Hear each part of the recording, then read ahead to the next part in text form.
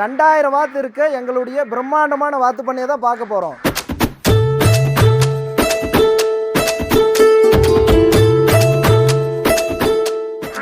வாத்துங்க 2 to 2.25 kilo வருங்க. இந்த parent எல்லாமே எக் பர்பஸ்க்கு தான் வச்சிருக்குங்க. இங்க இருக்கிற எக்கை கலெக்ட் பண்ணி தான் ஏச்சீர்ல கொடுத்து ஒரு குவாலிட்டியான சிக்கை கஸ்டமருக்கு கொடுத்துட்டு இருக்குங்க.